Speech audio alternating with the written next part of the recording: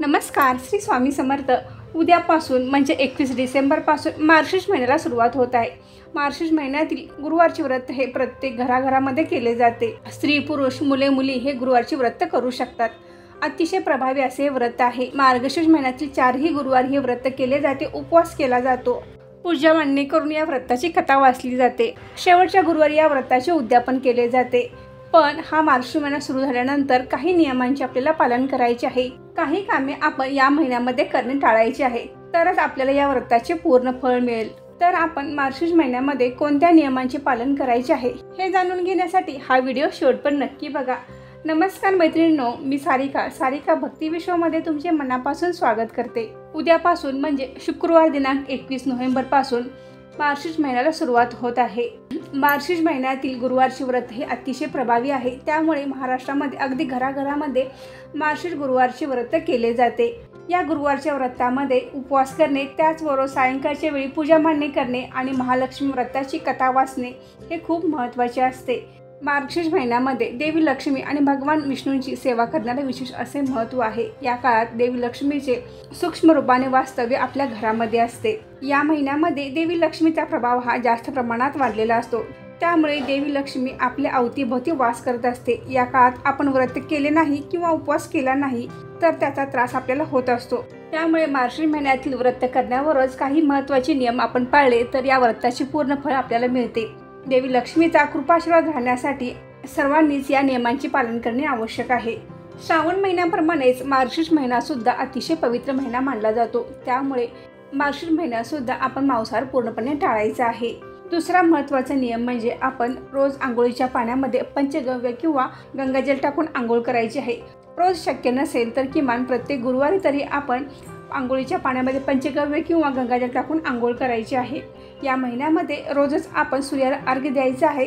सूर्याला अर्घ्य देत असताना ओम ह्री सूर्याय नमः या मंत्राचा जप करायचा आहे आणि आपल्या दिवसाची सुरुवात ही सकारात्मकतेने करायची आहे। उंबरठ्याला हळदीचे लेपन करायचे आहे, त्याचबरोबर मुख्य दरवाजावर हळदीने स्वस्तिक काढायचं आहे। मार्गशीर्ष महिन्यामध्ये एकदा तरी आपण श्रीयंत्रावर किंवा श्रीयंत्र नसेल तर एखादी सुपारी किंवा देवी लक्ष्मीची मूर्ती असेल तर त्यावर तुम्ही कुंकुमार्चन जरूर करावे। गुरुवार शक्य नसेल तर एखाद्या शुक्रवारी किंवा मंगळवारी जरूर आपण देवीच्या टाकावर, श्रीयंत्रावर किंवा सुपारीवर कुंकुमार्चन करावे।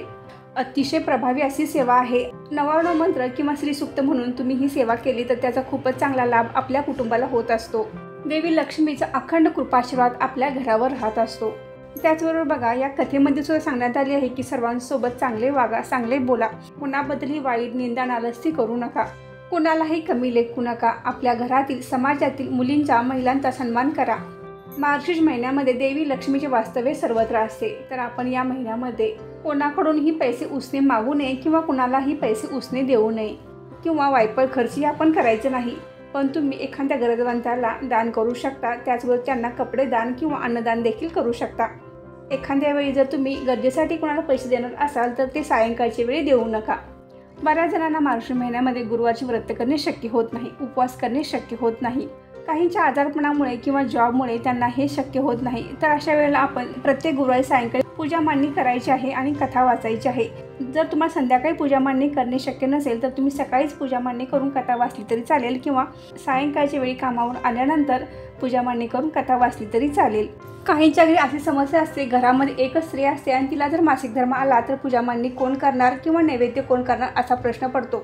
तर अशा वेळी घरातील पुरुषांनी पूजा मांडणी केली, कथा वाचली तरी चालते। तर नैवेद्य काय दाखवायचं, तर आपण यावेळी साखरेचा नैवेद्य दाखवला तरी चालतो किंवा फळांचा नैवेद्य दाखवला तरी देखील चालतो। हे गुरुवारचे व्रत मार्गशीर्ष महिन्यातील 4 गुरुवार करायचे असते, पण एखादा गुरुवार चुकला तर आपण पौष महिन्यातला 1 गुरुवार हे व्रत करू शकता आणि त्यावेळेस त्या व्रताचे उद्यापन करू शकता। पण काही अडचण असेल तरच असे करायचे आहे, नसेल तर आपण 4ही गुरुवार मार्गशीर्ष महिन्यामध्ये संपवायचे आहेत। जर तुम्ही सकाळीच पूजा मांडणी करून सकाळीच कथा वाचली असेल तर उपवास आपल्याला दिवसभर करायचा आहे आणि तो सायंकाळच्या वेळी सोडायचा आहे। काही जण जॉबमुळे किंवा इतर कारणामुळे मंगळसूत्र किंवा जोडवी घालण्याचे टाळतात, तर मैत्रिणींनो, हा महिना लक्ष्मीच्या पूजनाचा आहे, तर आपण या महिन्यामध्ये सर्व सौभाग्य अलंकार परिधान करायचे आहेत। मंगळसूत्र, जोडवी, हातामध्ये हिरव्या बांगड्या हे सर्व सौभाग्य अलंकार आपण परिधान करायचे आहेत। यामुळे आपल्या पतीचे आयुष्य वाढते। गुरुवारी केस धुतले जात नाहीत किंवा फरशी पुसली जात नाही, पण ज्या ठिकाणी पूजा मांडणी करायची आहे ती जागा आपण गोमूत्र किंवा गंगाजल टाकून स्वच्छ करून त्या ठिकाणी पूजा मांडणी करायची आहे. हा महिना दान धर्माला देखील विशेष महत्त्वाचा आहे. एखाद्या गरजवंताला किंवा मंदिरामध्ये पिवळी मिठाई, पिवळ्या रंगाचे वस्त्र जरूर दान करावे.